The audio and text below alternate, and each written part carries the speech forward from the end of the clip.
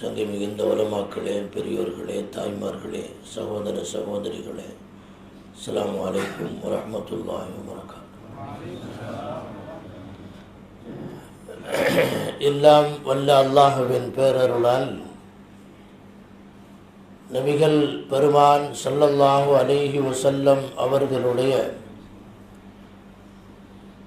வாழ்க்கையின் பல்வேறு கோணங்களை இந்த மாதத்தில் எல்லா இடங்களிலேயும் பட்டி தொட்டிகள் முதல்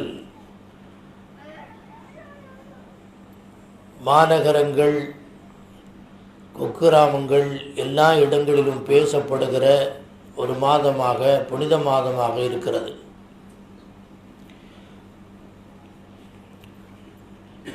நபிகள் நாயகம் ஸல்லல்லாஹு அலைஹி வஸல்லம் அவர்கள் மக்களுக்கு அடிக்கடி மரணத்தை பற்றியும் ஆகிரத்தினுடைய சிந்தனைகளை பற்றியும் போதித்து கொண்டே இருப்பார்கள். எந்த ஒரு குத்துபாவிலேயும் மௌத்தை பற்றிய செய்தி வராமல் இருக்காது.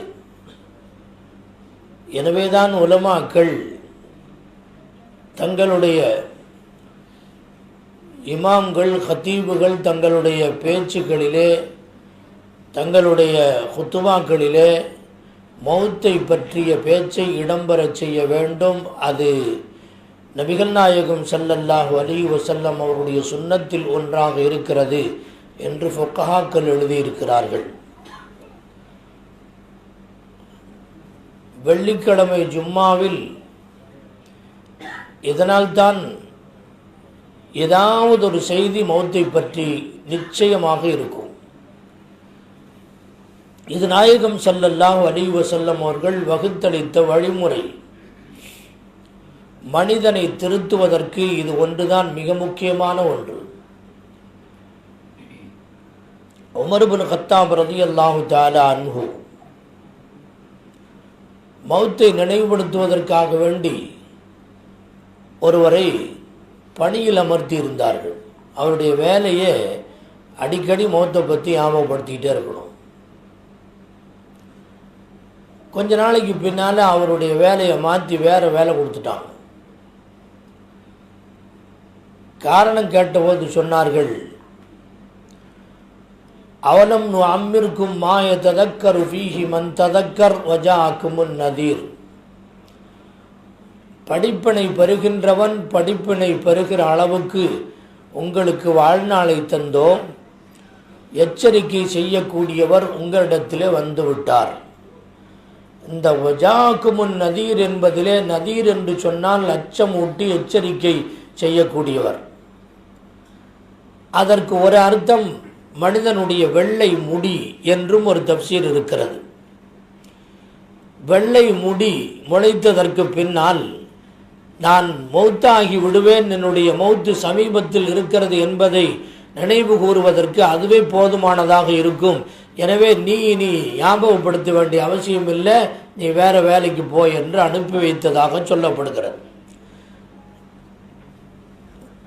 மனிதன் எந்த வேலையாக இருந்தாலும், அரசியலாகட்டும், ஆன்மீகமாகட்டும், விவசாயம், வியாபாரமாகட்டும், எல்லாவற்றிலேயுமே அதை நினைவுகூர்ந்தே வாழ வேண்டும். ஹலக்கல் மௌத்த வல் ஹயாத்த, மௌத்தையும் ஹயாத்தையும் அல்லாஹ் படைத்தான் என்று குர்ஆன் ஷரீஃப் சொல்லுகிறது. ஹயாத்துன்னு சொன்னதுக்கு பின்னால் தானே மௌத்தை சொல்லணும். மௌத்தை முற்படுத்திட்டு ஹயாத்தை பிற்படுத்தி ஏன் இப்படி அல்லாஹ் சொன்னான் என்பதற்கு முஃபஸ்ஸிரீன்கள் சொல்லக்கூடிய விளக்கம், உன்னுடைய ஹயாத் இருக்கிறதே, உன்னுடைய வாழ்க்கை, மௌத்தை முன்வைத்தே வாழ வேண்டும். மௌத்தினுடைய சிந்தனையை முன்வைத்தே உன்னுடைய செயல்பாடுகள் அமைய வேண்டும் என்பதற்காக வேண்டித்தான் ஹயாத் என்ற வார்த்தைக்கு முன்னால், மனித வாழ்க்கை என்பதற்கு முன்னால் அவனுடைய மரணத்தும் என்ற வார்த்தையை, மௌத் என்ற வார்த்தையை அல்லாஹ் இடம்பெறச் செய்தான் என்று முஃபஸ்ஸிரீன்கள் எழுதுகிறார்கள். எனவே மௌத்தை நினைவு கூர்ந்து வாழ்நாளெல்லாம் மனிதன் வாழுகிற போது தப்பு தவறுகள் செய்ய முன்வர மாட்டான்.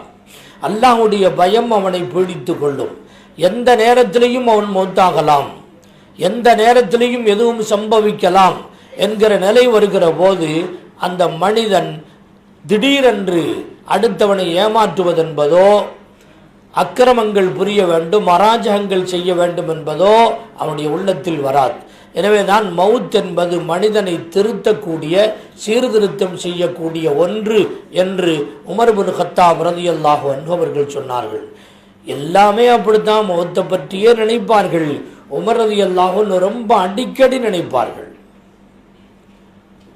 தண்ணி கொண்டு வாங்கன்னு கேட்டாங்க, நல்ல ஷர்பத்தை கொண்டு வந்து வச்சாங்க. அதை எடுத்து குடிக்கிற போது அழுகிறார்கள். உமர் ரலியல்லாஹு அன்ஹு அழுகிறதுக்கு எந்த காரணமும் இல்லையா, இங்கே என்ன நடந்து போச்சு, தண்ணி கேட்டீங்க, தண்ணி கொடுத்தாச்சு. தண்ணி இல்லை, நீங்கள் சுவையான பானத்தை தந்திருக்கிறீர்கள். இந்த உலகத்தில் இதையெல்லாம் அனுபவித்து விட்டால் அல்லாஹ் என்னை பார்த்து இப்படி சொல்லிவிடுவானோ, அதஹபுத்தும் தொய்யிபாத்திக்கும் ஃபி ஹயாத்திக்கும் துன்யா வஸ்தம்தாத்தும் பிஹா, உங்களுடைய உலக வாழ்க்கையினுடைய இன்பங்களை எல்லாம் நீங்கள் தட்டி கொண்டு போய்விட்டீர்கள், அனுபவித்து விட்டீர்கள். வஸ்தம்தாத்தும் பிஹா, நீங்கள் அதை கொண்டு சுகம் பெற்று விட்டீர்கள். இங்கே ஆக்கிரத்தில் உங்களுக்கு ஒன்றும் கிடையாது போன்று அல்லாஹ் சொல்லிடுவானோ என்று பயந்து அழுகிறேன் என்றார்கள் உமர் ரலியல்லாஹு அன்ஹு அவர்கள். சிந்தனை, இதே சிந்தனை. உமர் ரலியல்லாஹு அன்ஹு அவர்கள் யார்? நபிகள் நாயகம் ஸல்லல்லாஹு அலைஹி வஸல்லம் ஒரு முறை சொன்னார்கள், எனக்கு பின்னால் நபி இல்லை. அப்படி ஒரு கால் நபி என்று ஒருவர் இருந்தால் லகான உமர், லவ்கான பஅதி நபியுன் லகான உமர், எனக்கு பின்னால் ஒரு நபி இருந்தார், அந்த நபி உமராக இருப்பார். ஆனால் எனக்கு பின்னால் நபி கிடையாது என்று ரசூலுல்லாஹி ஸல்லல்லாஹு அலைஹி வஸல்லம் அவர்கள் சொல்லி இருக்கிறார்கள். அந்த அளவுக்கு உயர்ந்த அந்தஸ்தில் உள்ளவர்கள். உமருடைய நாவின் வழியே அல்லாஹ் பேசுகிறான் என்று பெருமானார் ஸல்லல்லாஹு அலைஹி வஸல்லம் சொன்னார்கள். அவர்கள் எந்த பாதையிலே நடக்கிறார்களோ அந்த பாதையின் வழியாக, அந்த வழியிலே ஷைத்தான் நடக்க மாட்டான். இன்ன ஷைத்தான் லா யஸ்லுகு ஃபஜ்ஜன் யஸ்லுகு ஃபீஹி உமர், பெருமானார் ஸல்லல்லாஹு அலைஹி வஸல்லம் சொன்னார்கள்.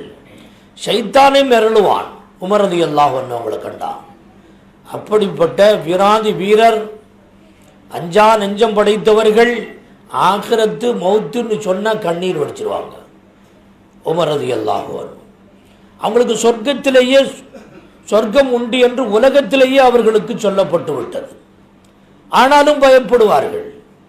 ஹுதைஃபா ரலியல்லாஹு அன்ஹு சாஹிபு சிர் என்று அவர்களுக்கு ஒரு பேர்.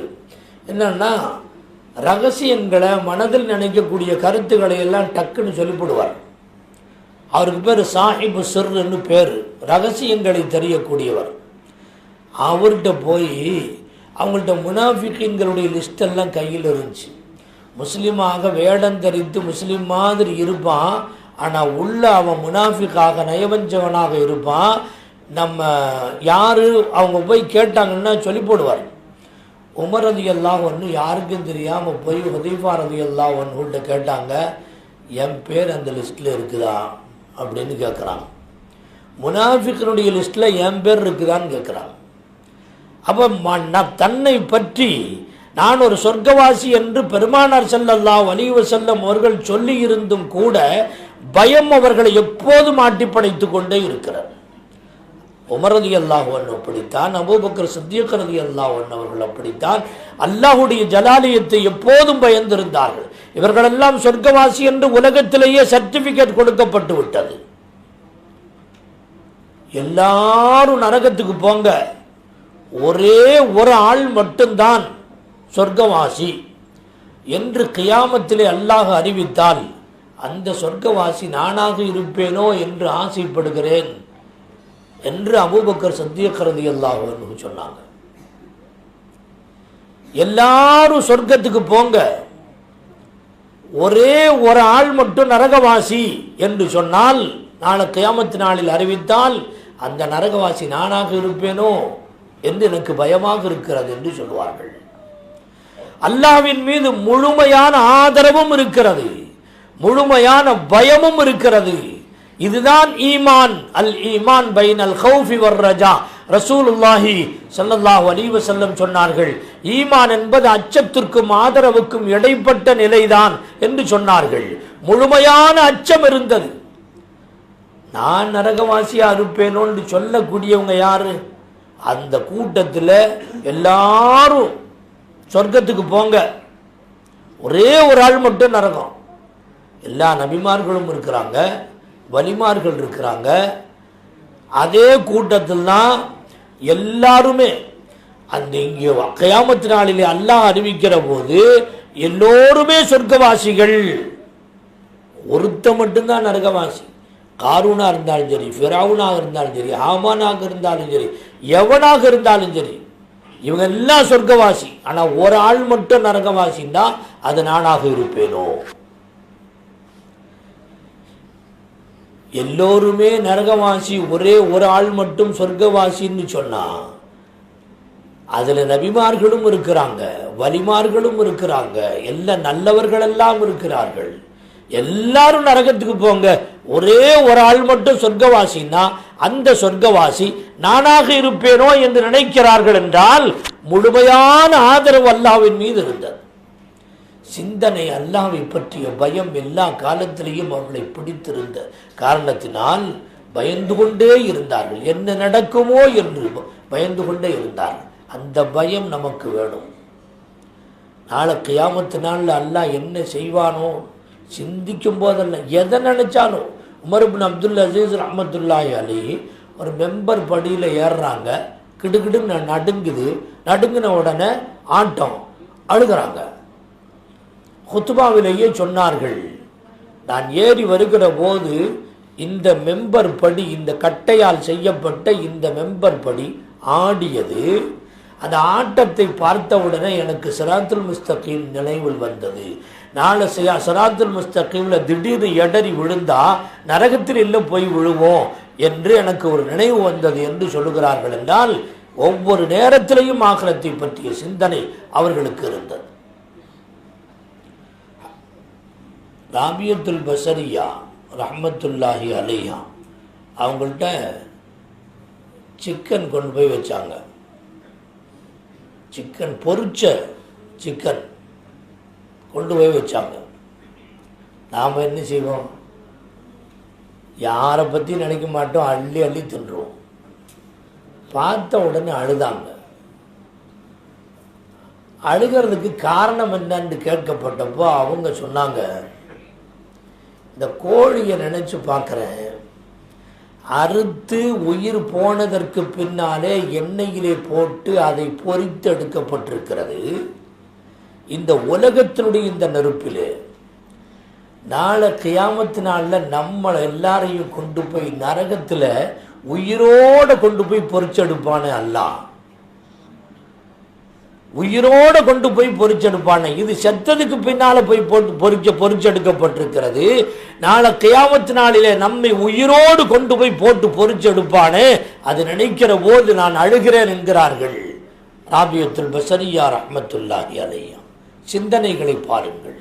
நமக்கு என்னைக்காவது இந்த மாதிரியான சிந்தனைகள் நமக்கு வருமா? என்னைக்காவது அப்படி வந்தது உண்டா? ஆனால் இவர்களுடைய சிந்தனையெல்லாம் அப்படித்தான் இருந்தது. எவ்வளவு பெரிய மனிதராக இருந்தாலும் சரி. கௌசுல் ஆலம் ஷேக் அப்துல் காதிர் ஜீலானி கத்தஸல்லாஹு சிர்ரஹுல் அஸீஸ் அவர்கள்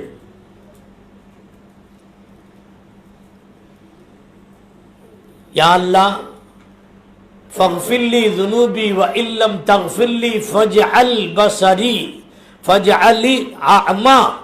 யா அல்லாஹ் என்னுடைய பாவத்தை மன்னித்து விடு, இல்லையானால் என்னுடைய பார்வையை எடுத்து என்னை குருடனாக ஆக்கிவிடியன் என்றால் பாவம் செய்த இந்த முகத்தை கொண்டு சென்று பெருமானார் ஸல்லல்லாஹு அலைஹி வஸல்லம் முகத்திலே நான் எப்படி முழிப்பேன், என்னை குருடனாக மாற்றிவிடு என்கிறார்கள். என்றால் காலமெல்லாம் அமல் செய்து பல்லாயிரக்கணக்கானவர்களை திருத்தி உயர்ந்த அந்தஸ்திலே சென்று வலிமார்களுடைய கோமானாக இருந்த கௌசுல் ஆலம் ஷேக் அப்துல் காதிர் ஜீலானி கத்தஸல்லாஹு சிர்ரஹுல் அஸீஸ் அவர்கள் சொல்லுகிற வார்த்தை, அல்லாஹ் என்ன மன்னிப்பானா?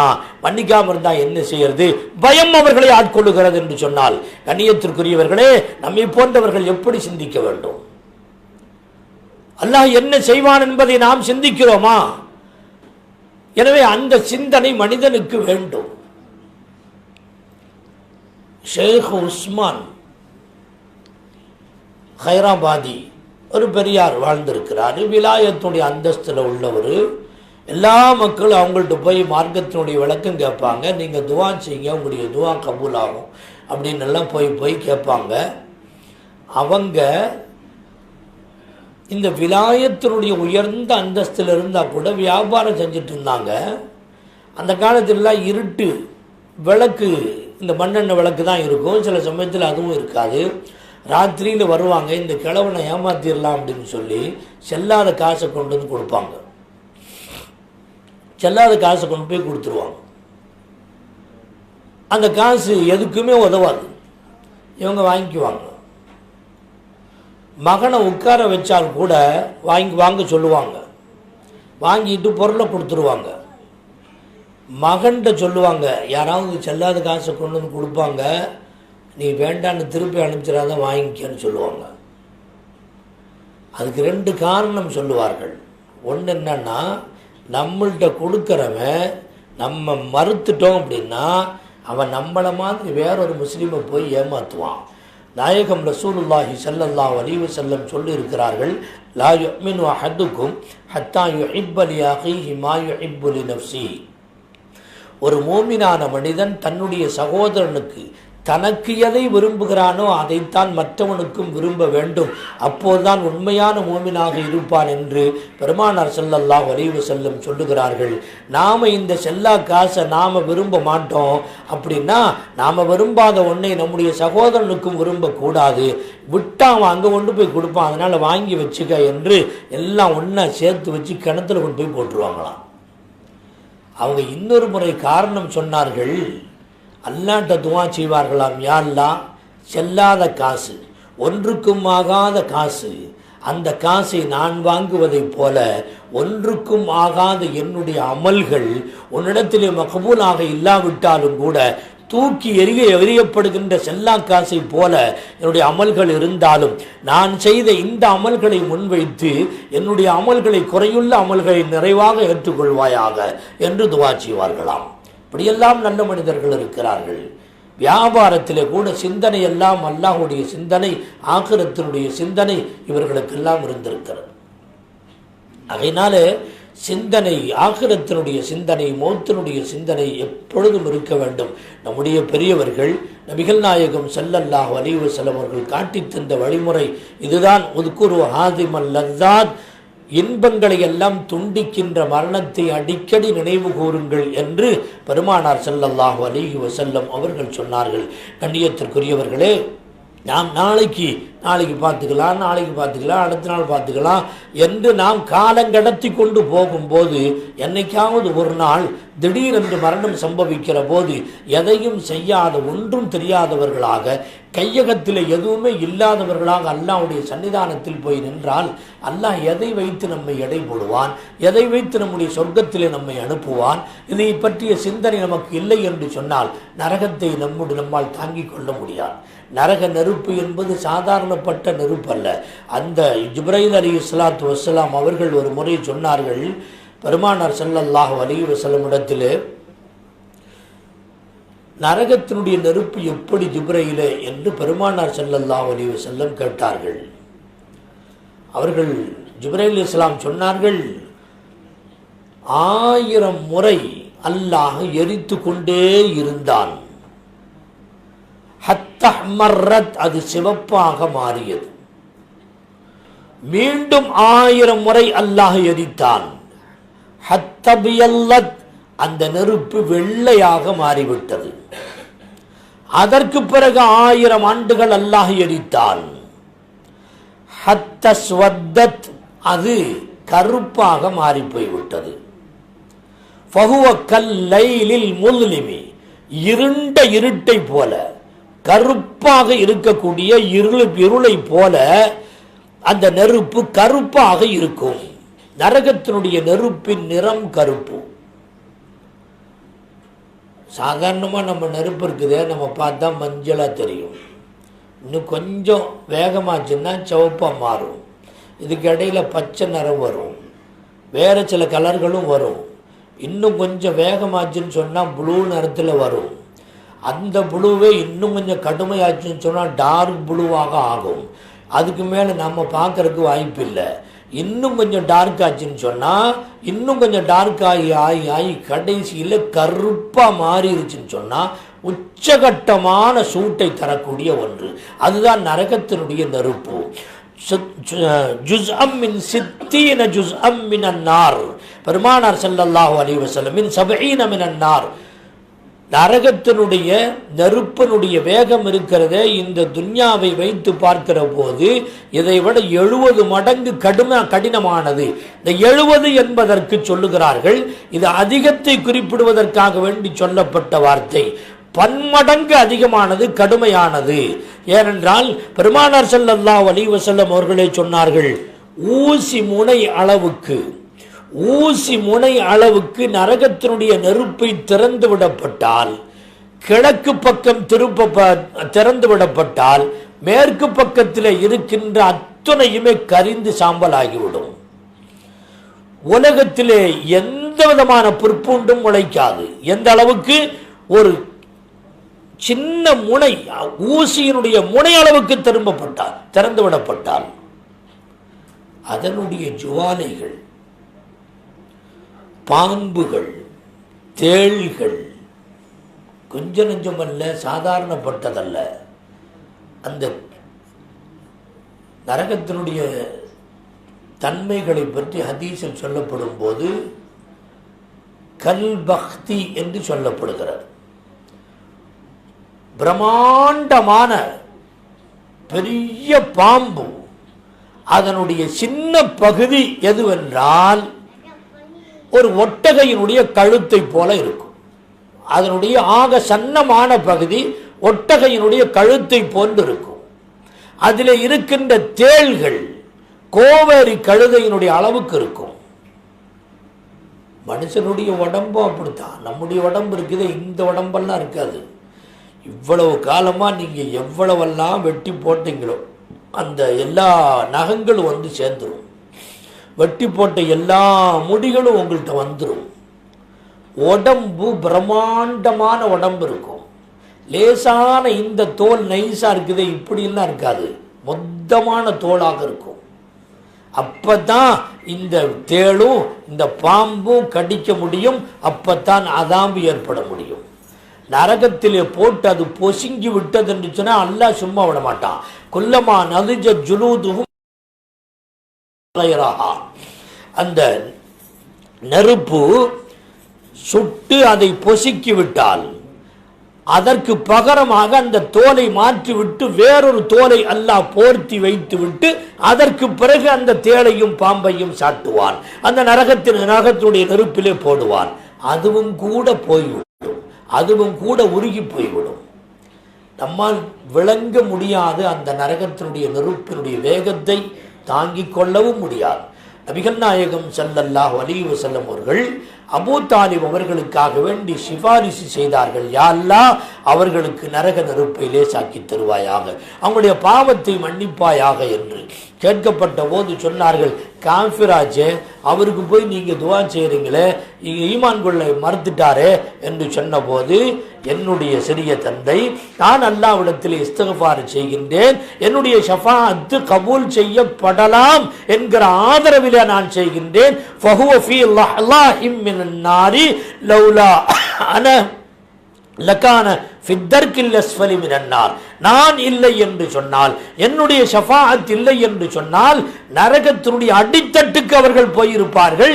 இப்போது கொழுந்து விட்டு எரிகின்ற நரகத்தினுடைய மேல் பாகத்தில் இருக்கிறார்கள். ஆக லேசான தண்டனை இதுதான். வேறொரு ஹதீஸிலே, முஸ்லிம் ஷரீஃபிலே நபிகள் நாயகம் ஸல்லல்லாஹு அலைஹி வஸல்லம் அவர்களுடைய நிலைகளை பற்றி சொல்லுகிறார்கள். அவர்களுக்கு அல்லாஹ் ஒரு செருப்பை மட்டும் கொடுப்பான், நெருப்பினுடைய செருப்பு. வஹுவ யக்லி திமாஉஹு கமா யக்லில் மிர்ஜலு. ஆக அத்னா, மிக தாழ்ந்த தரஜா, நரகத்தினுடைய மிக தாழ்ந்த தரஜா என்னன்னு சொன்னா ஒரே ஒரு செருப்பு. அந்த செருப்பை போட்டா கால் வெந்து போகும், உள்ள இருக்கிற எல்லா பாகங்களும் பீஸ் பீஸா போயிடும். உள்ள இருக்கக்கூடிய வயிற்றினுடைய உள்பாகத்திலிருந்து நெருப்பு வேகமாக ஜம்பாகி வெளியே வரும். அவனுடைய மூளை இருக்கிறது, அந்த மூளை கொதிக்கும். மூளை கொதித்து செய்யும் சலமும் தெரிக்கும். எது போல கமா யக்லில் மிர்ஜலு, சட்டியிலே நீரை வைத்து கொதிக்க வைக்கின்ற போது கொதித்து அங்கும் இங்கும் தடம் புரளுகிறதல்லவா, அது போன்று அவர்களுடைய மூளை இருக்கிறதே செதறும். அதிலிருந்து செய்யும் சலமும் வெளிப்படும். இது நரக நெருப்பினுடைய மிக எளிமையான அமைப்பு. இதுதான் அல்லராசுஹு நாரும். அவனுடைய பல்லு இருக்குதே, இந்த கடிக்கிற பல்லு, அது கூட நெருப்பா மாறிடும். அவருடைய உதடுகளெல்லாம் நெருப்பாக இருக்கும், முகமெல்லாம் நெருப்பாக இருக்கும். முகத்தில் இருக்கின்ற கரி, அதனுடைய மாமிசம் எல்லாம் விழுந்து வெறும் எலும்பாக காட்சி தரும். ஒரே ஒரு செருப்பு செய்யக்கூடிய வேலை. நரகத்தில் தூக்கி போடுறதல்ல, இது ரொம்ப லேசானது. லஹும் மின் ஜஹன்னம மிஹாதுன் வ மின் ஃபௌகிஹிம் கவாஷ். நரகவாசிகளுக்கு மேலையும் கண்ணு கெட்டாத அளவுக்கு நெருப்பு இருக்கும், கீழையும் காலுக்கடியிலே கண்ணு கெட்டாத அளவுக்கு அதல பாதாளம் வரை பாயும், அவ்வளவு நெருப்பு இருக்கும். இது மற்றவர்களுக்கு. ஆனால் அபூ தாலிப் அவர்களுக்கு அல்லாஹ் ஒரு செருப்பை கொடுப்பான். அந்த செருப்புடைய நிலைமை இப்படி. ஆனால் வஹுவ யظن انه اشد العذاب وهو اهون عليه. மிக இலகுவான மிக லேசான அதாபு தான். ஆனால் அவர் நினைப்பார் இதை விட கடினமான அதாபு யாருக்கும் கிடையாது. இது ரொம்ப சிம்பிளா லேசான அதாபு இப்படி என்று சொன்னால், போக போக இந்த பாம்புகளும் தேள்களும் இருக்கின்ற இடத்தில் பிரம்மாண்டமான நம்முடைய உடல்களை போட்டு கரிக்கின்ற சமயத்தில் நாம் எல்லாம் என்ன செய்ய காத்திருக்கிறோம்? நம்மால் தாங்க முடியுமா? ஹுலிகல் இன்சானு தைஃபா. மனிதன் பலகீனமாக படைக்கப்பட்டவன். அவனால் என்ன செய்ய முடியும்? எங்கிருந்து தப்பிக்க முடியும்? இந்த பாம்பும் தேளும் அவனை துரத்துகின்ற நேரத்தில் ஓடி ஒளிவான். எங்கே ஒளிவான்? நரகத்துக்குள்ளே தான் ஒளிவான். நரகத்தை தவிர அவனுக்கு போக்கிடம் எதுவுமே இருக்காது. மீண்டும் மீண்டும் நரகத்திற்குள்ளே போவான். இன்னஹா தர்மி பிஷரரின் கல் கஸ்ரி கஅன்னஹு ஜிமாலத்துன் சுஃப்ர். அல்லாஹ் சொல்லுகிறான், நரக நெருப்பினுடைய ஜுவாலை தீப்பொறி இருக்கிறது, தீப்பொறி. தர்மி பிஷரரின், அந்த தீப்பொறிகளை அது எரியும். கல் கஸ்ரி, அது ஒரு மாளிகை போன்றிருக்கும். கஅன்னஹு ஜிமாலத்துன் சுஃப்ர். நரகத்தினுடைய எரி கொல்லிகள் இருக்குது, அது பெரிய பிரமாண்டமான கட்டடத்தை போல இருக்கும். அதிலிருந்து வரக்கூடிய பொறிகள் இருக்கிறது, கஅன்னஹு ஜிமாலத்துன் சுஃப்ர், மஞ்சள் ஒட்டகையை போல இருக்கும். குர்ஆனுடைய வார்த்தை இது. ஒரு மஞ்சள் ஒட்டகை எவ்வளவு பெருசு இருக்கும்? தீப்பொறி இருக்குதே, நம்முடைய கண்ணுக்கு தெரியாது, எப்படி பறக்கும், அப்புறம் மறைஞ்சு போயிடும். இந்த தீப்பொறியினுடைய அளவை பற்றி அல்லாஹ் சொல்லுகிற போது கன்னஹு ஜிமாலத்துன் சுஃப்ர். ஜமலுக்கு ஜமலுடைய பன்மைதான் ஜிமாலத்துன். ஹஜர் ஹிஜாரத் என்பதை போல ஜிமாலத்துன் என்று சொன்னால் பிரமாண்டமான ஒட்டகையை போல இருக்கும். அது கருப்பாக இருக்கக்கூடிய நெருப்பிலிருந்து பலகீனப்பட்ட அந்த தீப்பொறி இருக்கிறது, அது மட்டும்தான் மஞ்சளா இருக்கும். ஆனால் நெருப்பு கட்டைகள், எரிகின்ற நெருப்புகள் கருப்பாக இருக்கும். ஹல்மின் மசீதுன்னு கேட்பான். இவ்வளவு கடுமையான சூட்டில் இருக்கிறையே போதுமான்னு கேட்பான்ல. இல்லை, பத்தாது. திரும்ப திரும்ப போடப்பட்டு கொண்டே இருக்கும். போட போட போட போட அது சூடு ஏறி ஏறி அல்லாஹ் கடைசியில் அல்லாஹ் கொண்டு போய் காலை வைக்கும் போது தான் கத்து கத்துன்னு சொல்லும். சரி, போதும் போதும்னு சொல்லும். அதுக்கு முன்னால எவ்வளவு போட்டாலும் கொள்ளும். எத்தனை கோடி பேர்களை உள்ளதுக்கு போட்டாலும் கொள்ளும். அந்த மலக்குகளுடைய ஒரு கையிலே 7000 பேர்கள், ஒரு விரலிலே, அடுத்த விரலிலே 7000 பேர், அடுத்த விரலிலே 7000 பேர். நம்மால் கற்பனை செய்யக்கூட முடியாது, அப்படி தூக்கி போடுவார்கள். தொழுகையை விட்டவர்கள், அல்லாஹ்வுக்கு மாறு செய்கின்றவர்கள், ரசூலுடைய சுன்னத்துக்கு மாறு செய்கின்றவர்கள், இவர்களெல்லாம் இப்படி எரியப்படுகிற போது மனிதன் தாங்கவே மாட்டான், தாங்கவே முடியாது. ஓ என்று சப்தமிட்டாலும் சரி கேட்பதற்கு யாரும் இல்லை. அந்த நரகத்திலே இருக்கக்கூடிய மலக்குகளுக்கு ஜபானியா என்று சொல்லுவார்கள். காது கேட்காது. ஓலமிட்டாலும் சரி என்னவென்று கேட்க மாட்டார்கள். நாம் படுகின்ற கஷ்டங்களை பார்ப்பதற்கு அவர்களுக்கு கண்ணில்லை. கண்ணில்லாதவர்கள், காது கேட்காதவர்கள், அல்லாஹ் எதை சொல்லுகிறானோ அதை மட்டுமே கனகச்சிதமாக செய்யக்கூடியவர்கள். லா யஸ்பிகூனஹு பில் கௌலி வஹும் பிஅம்ரிஹி யஅமலூன். எனவே நல்ல அமல்கள் செய்வதற்கு நாம் நம்மை தயார்படுத்திக் கொள்ள வேண்டும். நபிகள் பெருமான் ஸல்லல்லாஹு அலைஹி வஸல்லம் அவர்கள் சொன்ன ஹதீஸுகளைத்தான் நான் உங்களுக்கு முன்னாலே சொல்லிக் கொண்டிருக்கிறேன். இதுவெல்லாம் மக்களுக்கு நினைவூட்டி, நரகத்தை பற்றிய சிந்தனையை ஊட்டி, அவர்களை நல்வழிப்படுத்துவதற்காக வேண்டி நபிகள் நாயகம் ஸல்லல்லாஹு அலைஹி வஸல்லம் அவர்கள் சொன்ன வார்த்தைகள். ஒரு குடிகாரர்களை பற்றி சொன்னார்கள். அவனுடைய வயிறு பிரம்மாண்டமான ஒரு பானையை போன்று இருக்கும். அந்த பானை எப்படி என்று சொன்னால், மத்தாளம், பிரம்மாண்டமான ஒரு மத்தாளத்தின் மீது அடிப்பதை போல அவனுடைய வயிறு ஊதி வெம்பி போய் மிகப்பெரியதாக இருக்கும். பிரம்மாண்டமான அதன் மீது அந்த இடத்திலே அல்லாஹு ஜல்ல ஷானுஹு வ தஆலா பானைகளை, பிரம்மாண்டமான பானைகளை தொங்க விடுவான். அது முழுவதும் நெருப்பாக இருக்கும். அந்த நெருப்பை தூக்கி கொண்டு அவன் சுற்றித் திரிவான் என்றார்கள் ரசூலுல்லாஹி ஸல்லல்லாஹு அலைஹி வஸல்லம். அவனுடைய உடலுடைய எல்லா பாகங்களும் கருகி உருகி நாசமடைகின்ற போது அவனால் தாங்கிக் கொள்ளவே முடியாது. இதிலே ஆண்களை விட பெண்கள் தான் அதிகம் இருக்கிறார்கள் என்றார்கள் ரசூலுல்லாஹி ஸல்லல்லாஹு அலைஹி வஸல்லம். மேராஜுக்கு சென்று விட்டு திரும்பி வந்தபோது ரஅய்து குன்னா நாரி, நரகவாசிகளிலே அதிகமானவர்கள் பெண்களாக இருந்தார்கள் என்று பெருமானார் ஸல்லல்லாஹு அலைஹி வஸல்லம் சொல்லிவிட்டு நிறுத்தும் போது சொன்ன ஒரு பெண் கேட்டார்கள், அப்படி என்ன நாங்கள் நரகத்துக்கு போகிற அளவுக்கு ஆண்களை விட பெண்கள் அதிகம் உண்டா என்ன கேட்டாங்க. என்ன காரணம்? தக்சுர்னல் லஅன, சாபம் அதிகமாக செய்கிறீர்கள். பொம்பளைங்க அவங்களையே திட்டிக்குவாங்க. போடா அவங்க அம்மா நாசமாக போகாமாங்க, அவங்க அம்மா தான் சொல்லுவாங்க. வேறு வார்த்தைகள்லாம் இருக்குது, அது இங்கெல்லாம் சொல்லக்கூடாது. அசிங்கமாக திட்டுவாங்க. அந்த பெண்ணு, அந்த தாய் தன்னையே தரக்குறைவாக பேசுகிற மாதிரி உள்ள வார்த்தைகள் இப்படியெல்லாம் பேசுவாங்க. நாசமாக போவேன், அப்படி போவேன், இப்படி போவேன்னா பலிச்சிடுவோம். தாயினுடைய துவாவும் சரி பத்துவாவும் சரி உடனடியாக தங்குதடை இல்லாமல் கபூலாகிவிடும். ஜமக்ஷரி இமாம் இருக்கிறாங்க, இதுக்கு இது சில எடுத்துக்காட்டுகள் இருக்கிறது. தாயினுடைய பத்துவாவை வாங்கியவர்கள் நல்லவர்களும் இருக்கிறார்கள், கெட்டவர்களும் இருக்கிறார்கள். இந்த பத்துவாவை வாங்கியதற்கு பிறகு அவருடைய வாழ்க்கையிலே மிகப்பெரிய மாற்றம் ஏற்பட்டது என்பதற்கு பல்வேறு எடுத்துக்காட்டுகள் இருக்கின்றன. நான் அதிலே போக விரும்பவில்லை.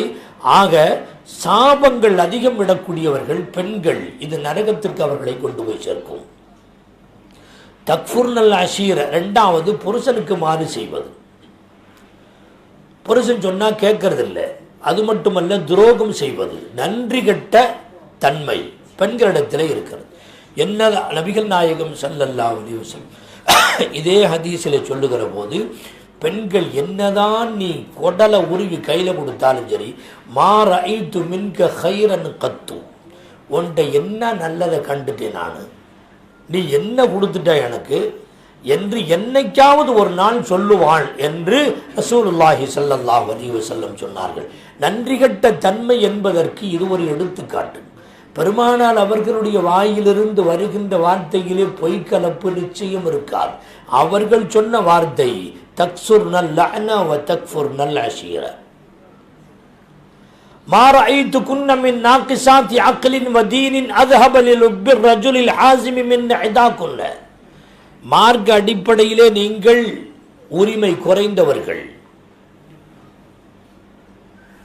அறிவின் அடிப்படையில் பார்த்தாலும் நீங்கள் குறைந்தவர்கள். இது பெண் என்ற இனத்தை வைத்து சில பெண்கள் சாமர்த்தியமாக இருக்கலாம், அது வேறு விஷயம். பெண் என்ற இனத்தை வைத்து பெருமானார் ஸல்லல்லாஹு அலைஹி வஸல்லம் சொல்லுகின்ற வார்த்தை, அவர்கள் அறிவில் குறைந்தவர்கள், தீனில் குறைந்தவர்கள். தீனில் குறைந்தவர்கள்னா அமல்கள் கம்மியா இருக்கும். நாம 30 நாளும் அமல் செய்வோம். அவங்க அந்த மென்சஸ் பீரியட் இருக்குது, அந்த சமயத்தில் அமல் செய்ய முடியாது, நோன்பு வைக்க முடியாது, தொழுக முடியாது. அப்ப அந்த நசீப் அவர்களுக்கு குறைந்து விடுகிறது.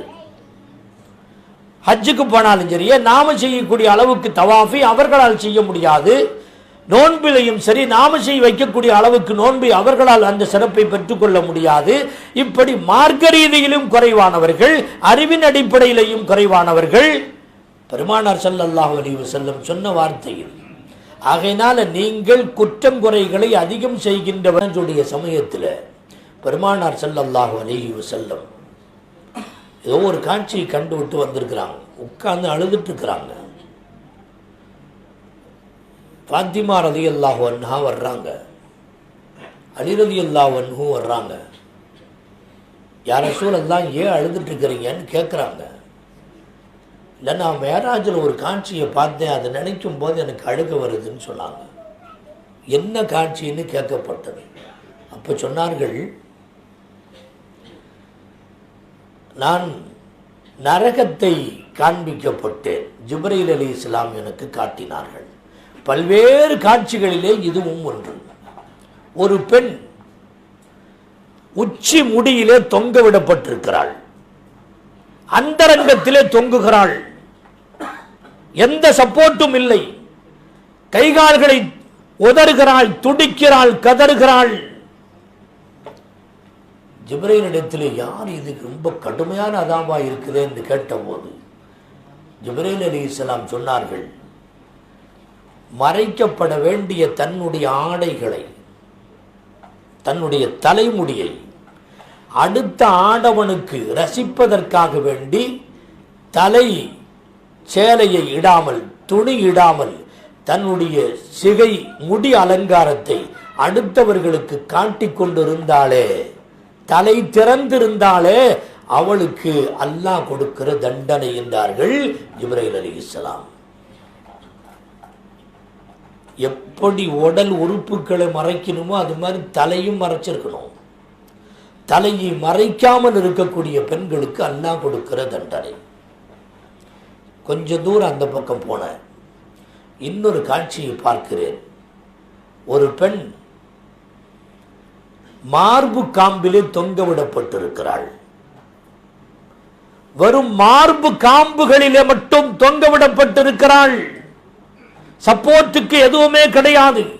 கதறுகிறாள், துடிக்கிறாள்.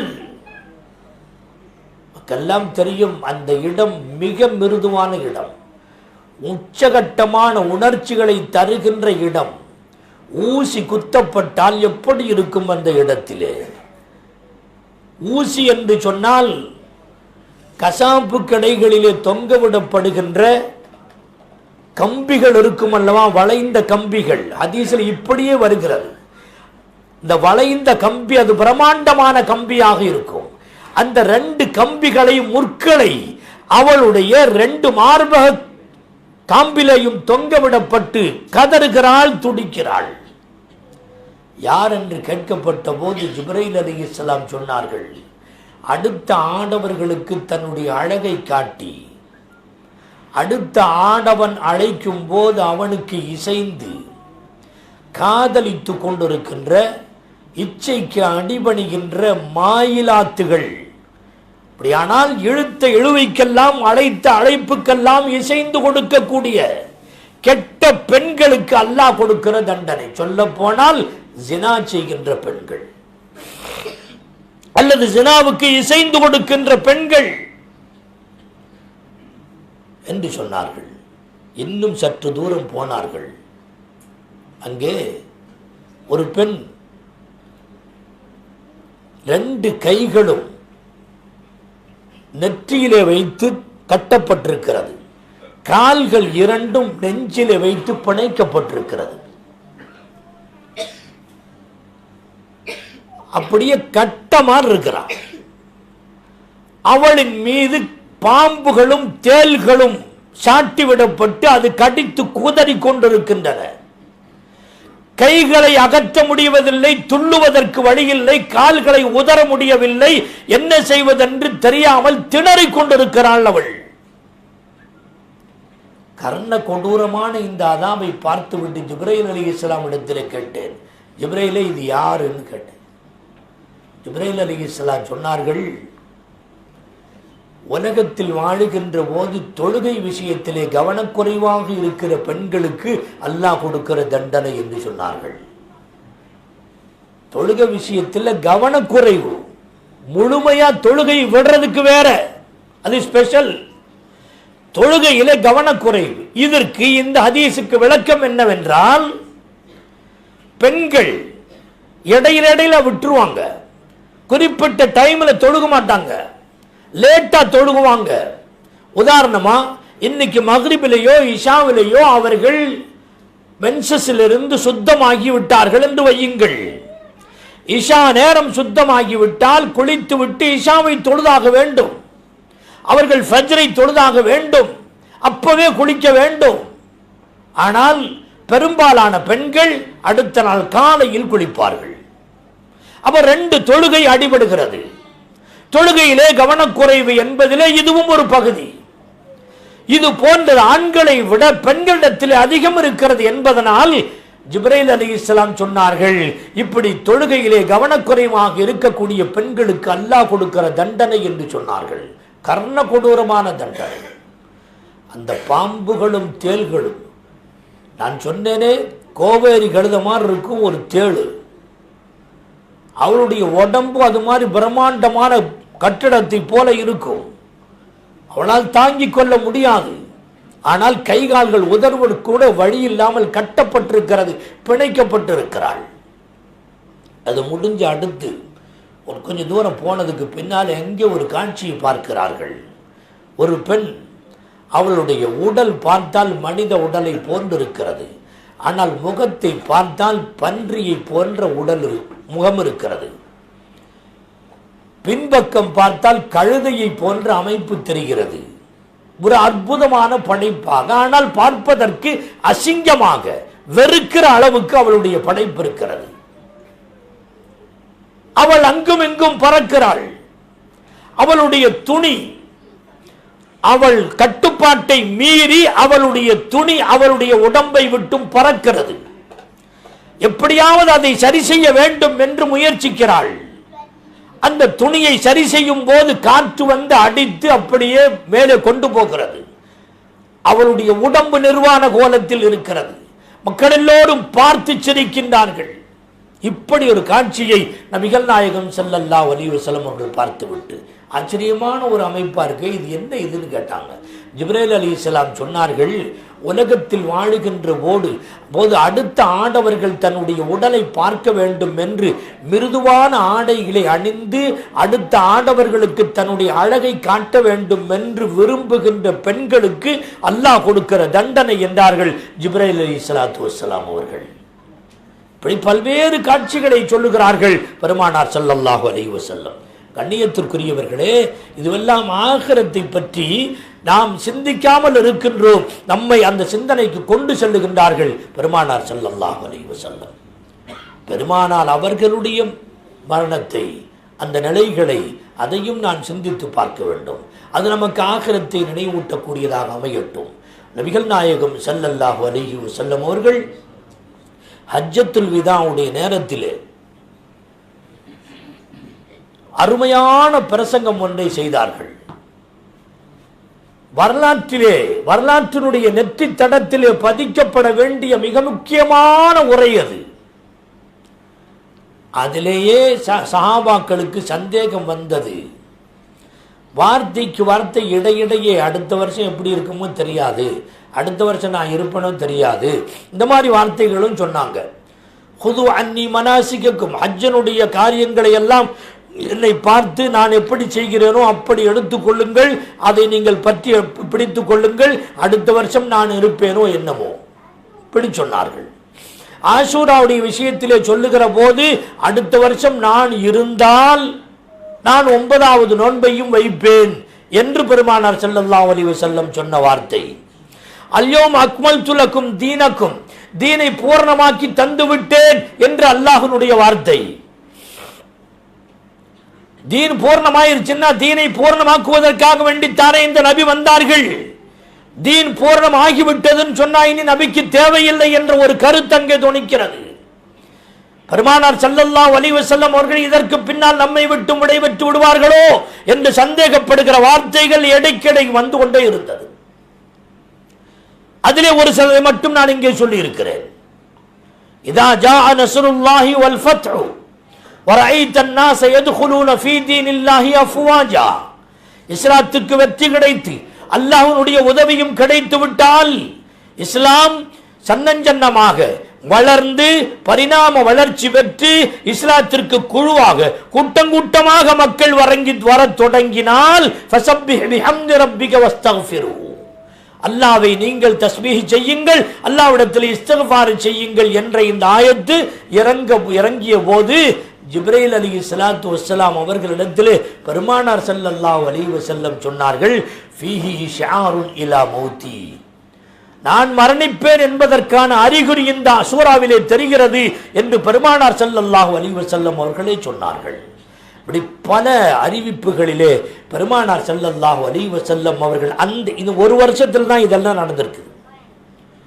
இது மாதிரி பல அறிவிப்புகளை பார்க்கிற போது முக்கியமான சில சஹாபிகள் சந்தேகப்பட்டார்கள். இதா ஜாஅ நஸ்ருல்லாஹி வல் ஃபத்ஹு என்ற ஆயத்து இறங்கி ஜிப்ரீல் அலைஹிஸ்ஸலாம் இடத்திலே பேசிய செய்தி அபூபக்கர் சித்தீக் ரலியல்லாஹு அன்ஹு அவர்களுக்கு தெரிந்த போது அவர்கள் மட்டும் விளங்கினார்கள். ஹிஜ்ரி 11ஆம் ஆண்டு 10 ஆண்டு காலங்களை கழித்து விட்டார்கள்.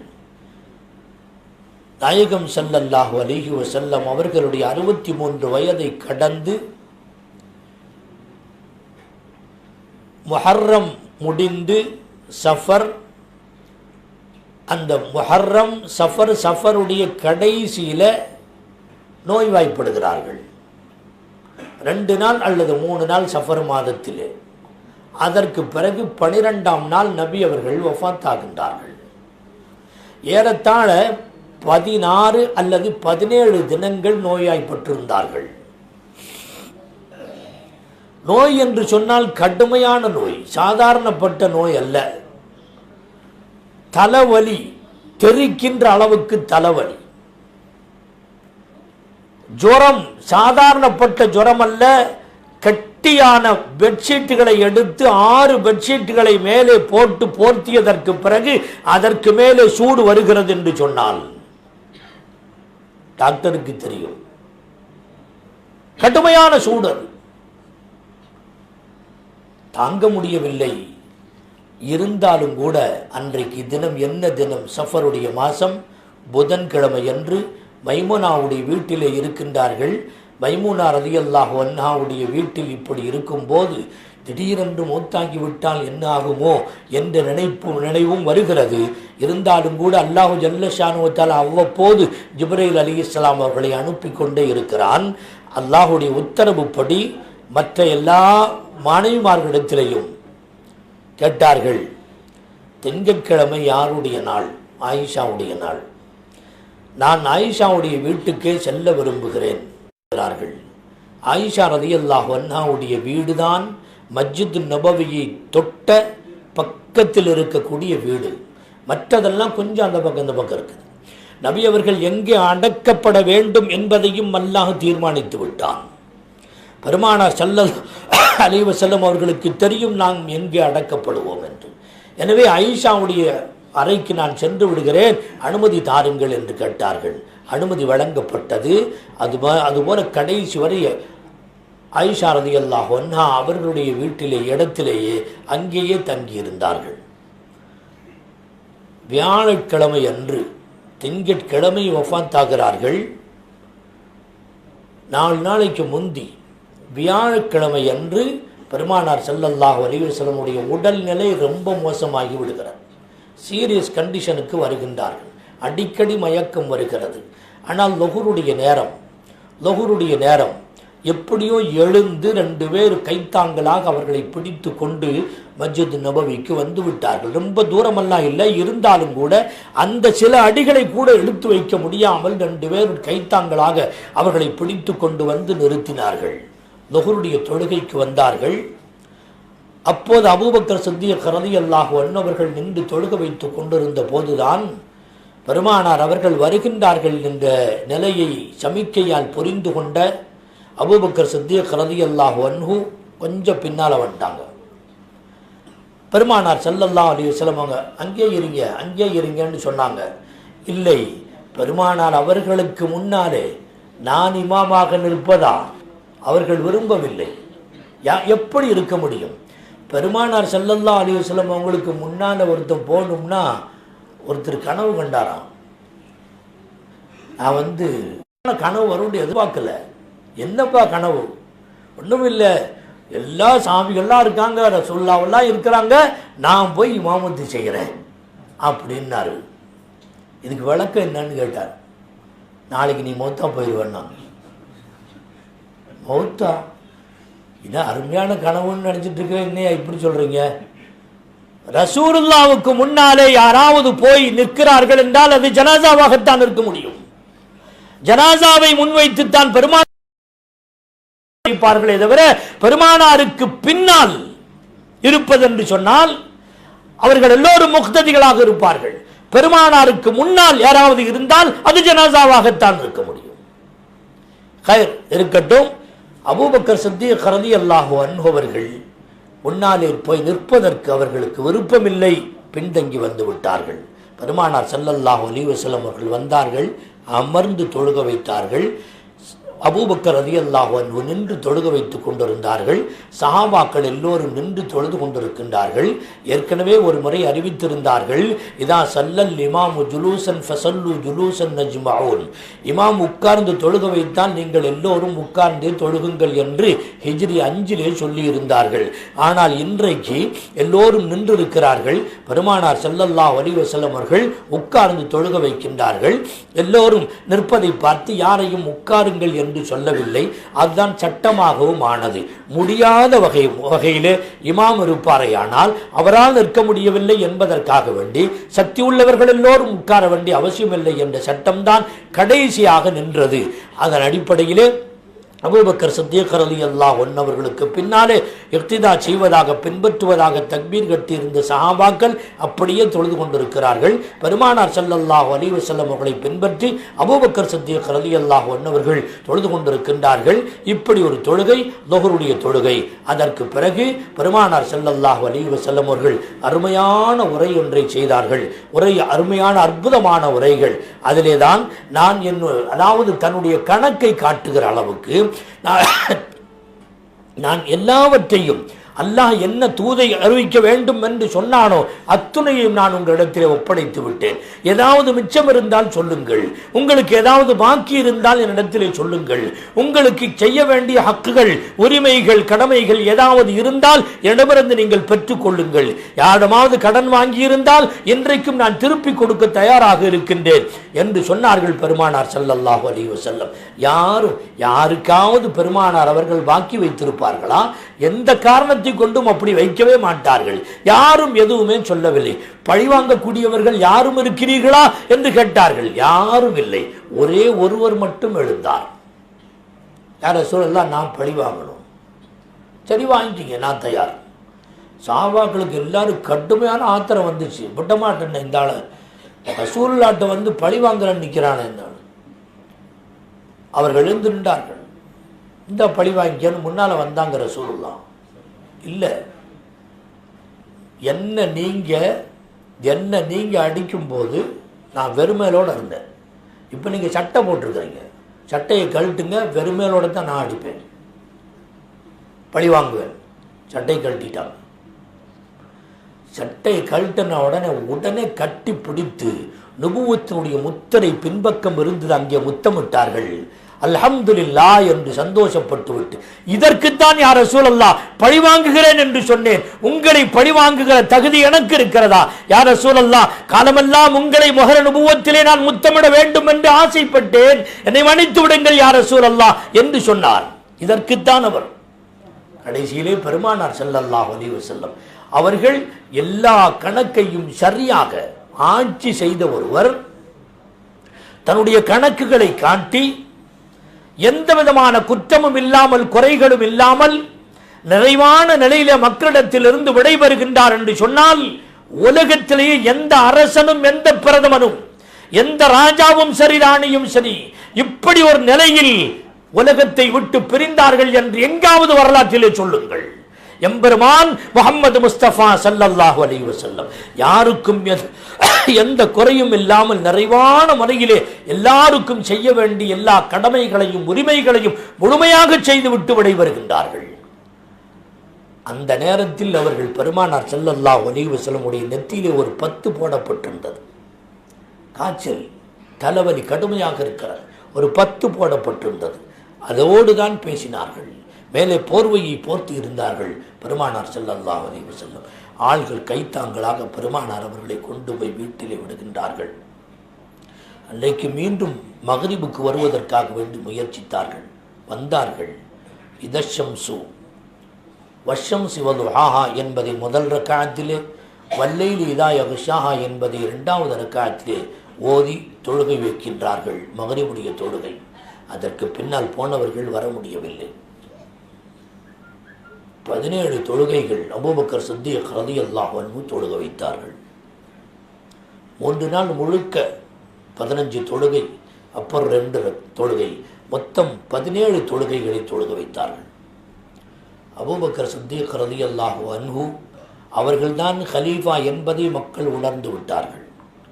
தொழுக வைக்க சொல்லுங்கள் என்று ஆயிஷாவிடத்திலே சொன்னபோது ஆயிஷா சொன்னார்கள், யா ரசூலல்லாஹ், ரொம்ப இலகுதலான உள்ளம் படைத்து அவரை கொண்டு போய் இவ்வளவு பெரிய பதவியை கொடுக்கின்றீர்களே, அவர்கள் தாங்க மாட்டார்கள்.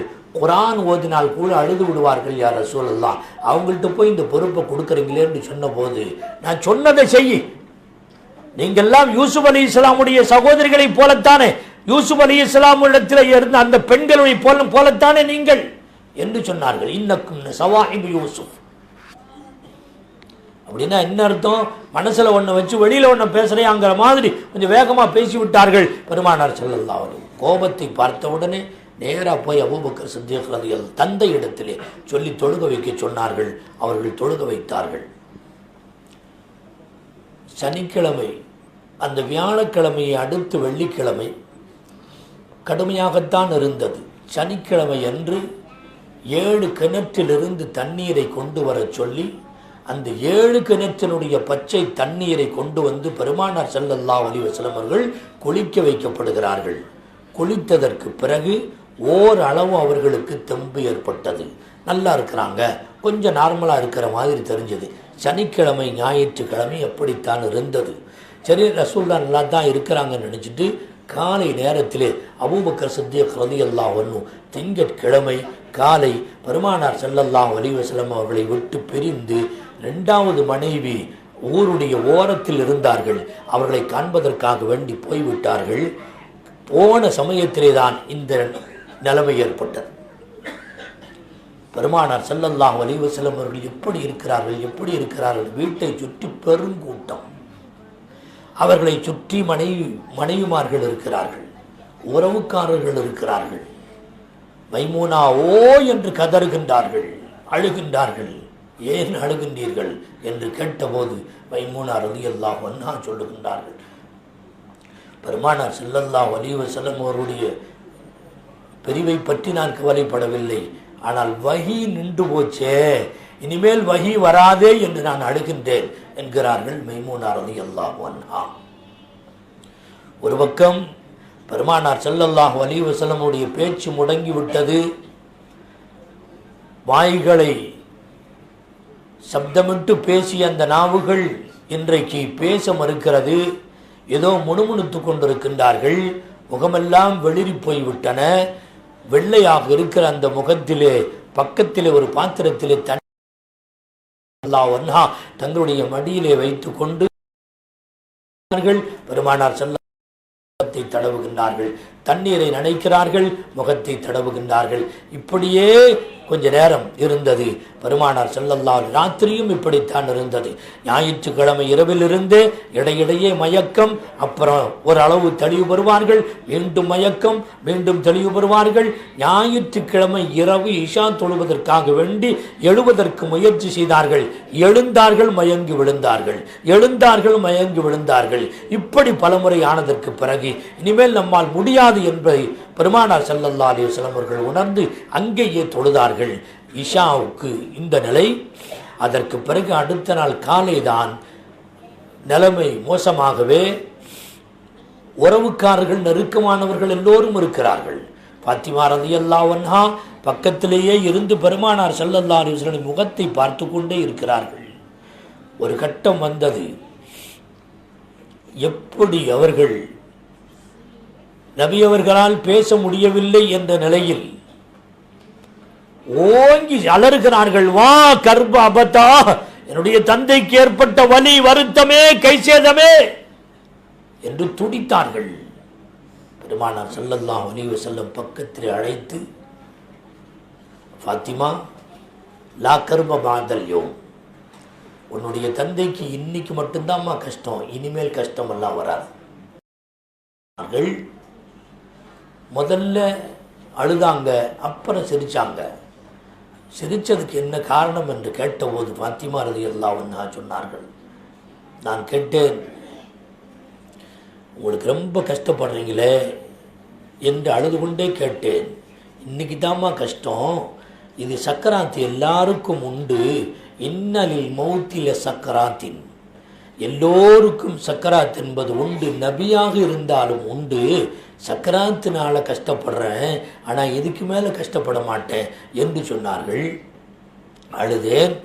அதற்கு பிறகு ஒரு வார்த்தை சொன்னார்கள், எனக்கு பின்னால் என்னோடு வந்து சேரக்கூடியவர்களில் முதல்ல வஃபாத்தாய் என்னுடன் வந்து சேரக்கூடிய முதல் நபர் நீயாகத்தான் இருப்பாய் என்று சொன்னபோது சிரித்தேன் என்று சொன்னார்கள்.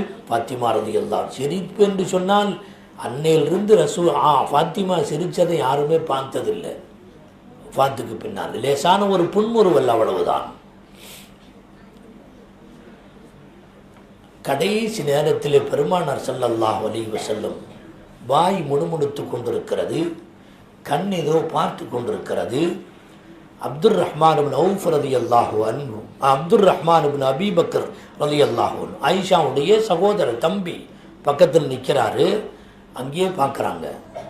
என்னன்னா ஒரு மிஸ்வாக் வச்சிருக்காரு, மிஸ்வாக். அந்த மிஸ்வாக்கை பார்க்குறாங்க. ரசூலுல்லாஹ் எப்போவுமே மிஸ்வாக்கு செய்வார்கள். காலையில் எழுந்தவுடன் மிஸ்வாக், ஏதாவது சபைக்கு போனால் மிஸ்வாக், படுக்க போனாலும் மிஸ்வாக், சாப்பிட்ட பின்னாலும் மிஸ்வாக், ஒவ்வொரு தொழுகை நேரத்திலேயும் மிஸ்வாக். ஜிப்ரீல் அலைஹிஸ்ஸலாம் வரப்போகிறார்கள் என்று தெரிந்தால் அந்த இடத்திலேயும் மிஸ்வாக். குத்துபாவுக்கு சென்றால் அங்கே மிஸ்வாக். மிஸ்வாக்கை அடிக்கடி பயன்படுத்தக்கூடிய பெருமானார் ஸல்லல்லாஹு அலைஹி வஸல்லம் அவர்கள் இப்போது அல்லாஹ்விடத்திலே செல்ல போகிறோம் என்பதை உணர்ந்து மிஸ்வாக்கை பார்க்கிறார்கள். வாய் துறந்து எதையும் சொல்ல முடியவில்லை. மிஸ்வாக்கை கேட்கிறார்கள் என்று தெரிந்து அப்துர் ரஹ்மானிடத்திலிருந்து, தம்பியிடத்திலிருந்து வாங்கி ஆயிஷா ரலியல்லாஹு அன்ஹா அவர்கள் தங்களுடைய பற்களால் மென்று பக்குவமான முறையிலே பெருமானாரிடத்திலே கொடுத்த போது அவர்கள் பல் துலக்கி விட்டு கொடுத்தார்கள். அந்த வரக்கத்தை ஆயிஷா ரலியல்லாஹு அன்ஹா அவர்கள் சொன்னார்கள், கடைசி நேரத்திலே ஜமஅல்லாஹு பைனி பைன ரீகி வ பைன ரீகி ரசூலில்லாஹி ஸல்லல்லாஹு அலைஹி வஸல்லம், என்னுடைய உமிழ்நீரையும் அல்லாஹ்வுடைய ரசூலின் உமிழ்நீரும் கடைசி காலத்திலே கலந்தது எனக்கு கிடைத்த பாக்கியம் என்று ஆயிஷா ரலியல்லாஹு அன்ஹா அவர்கள் சொன்னார்கள். அதற்கு பிறகு என்னமோ சொல்லிக் கொண்டிருக்கிறார்கள். என்ன சொல்லுகின்றார்கள் என்று பார்த்தபோது அஸ்ஸலாத் அந்நிசா, இந்த ரெண்டு வார்த்தை தான் திரும்ப திரும்ப வந்தது. தொழுகை விஷயத்திலே கவனமாக இருங்கள், தொழுகை விஷயத்திலே கவனமாக இருங்கள், பெண்கள் விஷயத்திலே கவனமாக இருங்கள், பெண்கள் விஷயத்திலே கவனமாக இருங்கள். மீண்டும் மீண்டும் எதை சொல்லுகிறார்கள். இதை சத்தமிட்டு சொல்ல முடியாவிட்டாலும் கூட அவர்கள் முணுமுணுப்பதை வைத்து புரிந்து கொண்டார்கள். தொழுகை ஒரு மனிதன் தன்னுடைய லட்சியத்தினுடைய வாழ்நாளுடைய கடைசி லட்சியமாக எது இருக்கிறதோ அதைத்தான் கடைசி நேரத்திலே சொல்லுவார்கள். எம்பெருமான் முஹம்மது முஸ்தபா ஷஃபீஉல் முذنبீன் முஹம்மது முஸ்தபா ஸல்லல்லாஹு அலைஹி வஸல்லம் கடைசி நேரத்திலே சொன்னது காலமெல்லாம் எதற்கு தான் சொன்னார்கள், தொழுகையை மட்டும் கடைபிடியுங்கள், தொழுகை விஷயத்திலே கவனக்குறைவாக இருக்காதீர்கள், பெண்களுக்கு செய்ய வேண்டிய உரிமைகள் கடமைகள் என்னவோ அதை நீங்கள் கொடுத்து விடுங்கள், பெண்களுக்கு அநியாயம் செய்யாதீர்கள், யாரையும் கொடுமைப்படுத்தாதீர்கள். அதே நேரத்தில் பெண்களிடத்தில் இரண்டாவது ஒரு கருத்து, பெண்களுடைய சூழ்ச்சிகள் ஃபித்னாக்கள் ஃபசாதுகளிலிருந்து உங்களை நீங்கள் தற்காத்து கொள்ளுங்கள் என்ற கருத்துப்பட இந்த வார்த்தையை சொல்லிக் கொண்டிருந்தார்கள். கண்ணியத்திற்குரியவர்களே, இலர் ரஃபீக்கில் அலா, கடைசியாக பெருமானார் ஸல்லல்லாஹு அலைஹி வஸல்லம் சொன்ன வார்த்தை, முதலாக இந்த பூமிக்கு வந்த நேரத்திலே அவர்கள் சொன்னது அல்லாஹு அக்பர் என்ற வார்த்தை.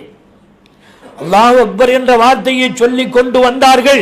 இன்றைக்கு இலர் ரஃபீக்கில் அலா, உயர்தரமான அல்லாஹ்விடத்திலே செல்லுகிறேன் என்று அல்லாஹ்வை அந்த வார்த்தையை சொல்லிவிட்டுத்தான் கடைசியாக கண்மூடுகின்றார்கள் பெருமானார் ஸல்லல்லாஹு அலைஹி வஸல்லம் அவர்கள். இந்த உலகத்திலே ஹக்கை மட்டும் சத்தியத்தை மட்டும் சொல்லிக் கொண்டிருந்த நாவுகள் முடங்கிவிட்டன, செயல்பட்டு கொண்டிருந்த கை கால் அவயவங்கள் இந்த உலகத்திலே முடக்கப்பட்டு விட்டன. இதே இவர்கள் என்று சொன்னால் அல்லாஹ் சொன்னான், இன்னக்க மையிட்டு வயின்னவும் மையித்து, நீங்கள் மட்டும் மையித்தல்ல, உங்களோடு இருக்கின்ற அத்துணை பேரும் மையித்துகள் தான் என்று அல்லாஹ் அறிவித்தான். வஇன்னக்கும் யௌமல் கியாமத்தி இன்த ரப்பிக்கும் தக்தஸிமூன், அல்லாஹ்விடத்திலே நீங்கள் கொண்டு வரப்படுவீர்கள், விவாதம் செய்யப்படுவீர்கள், நீங்கள் கேள்வி கணக்கு கேட்கப்படுவீர்கள் என்பதை அல்லாஹு ஜல்ல ஷானுஹு தஆலா சொல்லி காட்டுகிறார். எனவே கண்ணியத்திற்குரிய பெரியோர்களே, நபிகள் நாயகம் ஸல்லல்லாஹு அலைஹி வஸல்லம் அவர்கள் ஆகிரத்தை நினைவு கூர்ந்து வாழ வேண்டும் என்று சொன்ன இந்த கருத்துக்களை நாம் நினைவில் வைத்துக் கொள்ள வேண்டும். மௌத்தை நினைக்க வேண்டும். இந்த விஷயத்திலே கவனக்குறைவு இல்லாமல் தொழுகை விஷயத்திலே மிக கவனமாக இருந்து ஐவேளை தொழுவதற்குரிய முயற்சிகளை செய்ய வேண்டும். பெருமானார் ஸல்லல்லாஹு அலைஹி வஸல்லம் அவர்கள் இந்த உலகத்திலிருந்து விடைபெறுகின்ற போது எப்படி சென்றார்களோ அதே போன்று நாமும் செல்வதற்கு முயற்சிக்க வேண்டும். நம்மால் முடியாவிட்டாலும் துஆ செய்ய வேண்டும். யா அல்லாஹ், இந்த உலகத்திலிருந்து பிரிகின்ற போது தௌபாவோடு எங்களை அழைத்து கொள்வாயாக. ஏனென்றால் திடீரென்று ஹார்ட் அட்டாக் வந்த உடனே யாருக்கும் எந்த விதமான கஷ்டம் இல்லாம, யாருக்கும் கஷ்டம் கொடுக்காம போயிட்டாரு அப்படின்னு பெருமையாக பேசுவார்கள். அது அப்படி அல்ல. நபிகள் நாயகம் ஸல்லல்லாஹு அலைஹி வஸல்லம் அவர்கள் திடீர் மரணத்தை விட்டும் பாதுகாப்பு தேடினார்கள். தௌபா செய்யறதுக்கு வாய்ப்பு இருக்காது. வாங்கின கடனை திருப்பி கொடுக்கறதுக்கு மனசு முடியாமல் போயிடும். எங்கெங்க பொருட்கள் இருக்குது, பேங்க் பேலன்ஸ் என்ன, யாருக்கு என்ன கொடுக்கணும், எதையுமே அறிவிக்காமல் போக வேண்டிய நிர்பந்தமான ஒரு சூழ்நிலை ஏற்பட்டுவிடும். எனவே தான் பெருமானார் ஸல்லல்லாஹு அலைஹி வஸல்லம் எல்லா உரிமைகளையும் கடமைகளையும் நிறைவேற்றிவிட்டு யார் யாருக்கு என்னென்ன கொடுக்க வேண்டுமோ கொடுக்கல் வாங்கல் எல்லாவற்றையும் முடித்துவிட்டு இந்த உலகத்தில் இருந்து போகின்ற போது யாரும் நம்மிடத்தில் எனக்கு நீ அதை கொடுக்க வேண்டும் இதை கொடுக்க வேண்டும் என்று கேள்வி கணக்கு கேட்கிற அளவுக்கு நாம் இல்லாமல் எல்லா ஹுக்கூக்குகளையும் உரிமைகளையும் அல்லாஹ்வுக்கு செய்ய வேண்டியது, மனிதனுக்கு செய்ய வேண்டியது அத்தனையும் நிறைவேற்றிவிட்டு ரெடியாக இருக்க வேண்டுமானால் திடீர் மரணம் ஆகக்கூடாது. தௌபாவுக்கு தௌஃபீக்கை கேட்க வேண்டும். யா அல்லாஹ், கடைசி நேரத்திலே ஈமான் சலாமத்தோடு எங்களை மூத்தாக்குவாயாக, திடீர் மரணத்தை விட்டும் பாதுகாப்பாயாக என்ற துஆக்களை அடிக்கடி நாம் செய்ய வேண்டும். நான் இதே போன்று நாம் நம்முடைய மௌத்தை நினைத்து மௌத்துக்கு முன்னாலேயே நாம் யார் யாருக்கு என்ன கொடுக்க வேணுங்கிறது எழுதி வச்சிடணும். யார் யார்கிட்ட எவ்வளவு வாங்கியிருக்கிறோங்க எழுதி வச்சிடணும். எந்த நேரம் என்று சொல்ல முடியாது. ஆகையினாலே நான் மௌத்தானா இப்படி இப்படி நடக்கணும், நான் மௌத்தானா இப்படி இப்படி கொடுக்கணும் என்பதையெல்லாம் எழுதி வைத்து விட்டு கடைசியிலே தௌபா செய்து மரணிக்கின்ற போது நல்ல உணர்வோடு லா இலாஹ இல்லல்லாஹ் என்ற கலிமாவை சொல்லி மௌத்தாகும் பாக்கியத்தை அல்லாஹ் நம் அனைவருக்கும் தந்தல் புரிவானாக. நபிகள் நாயகம் ஸல்லல்லாஹு அலைஹி வஸல்லம் உடைய சுன்னத்தை பின்பற்றக்கூடிய நன்மக்களாக அல்லாஹ் நம்மை ஆக்குவானாக. பெருமானார் அவருடைய ஷஃபாஅத்துக்கு உரித்தான நன்மக்களாக அல்லாஹ் நம் அனைவர்களையும் ஆக்கி அருள் புரிவானாக. ஆமீன். வாஹிரு தாவானா அல்ஹம்துலில்லாஹி ரப்பில் ஆலமீன். பிஸ்மில்லாஹிர் ரஹ்மானிர் ரஹீம். அல்ஹம்துலில்லாஹி ரப்பில் ஆலமீன்.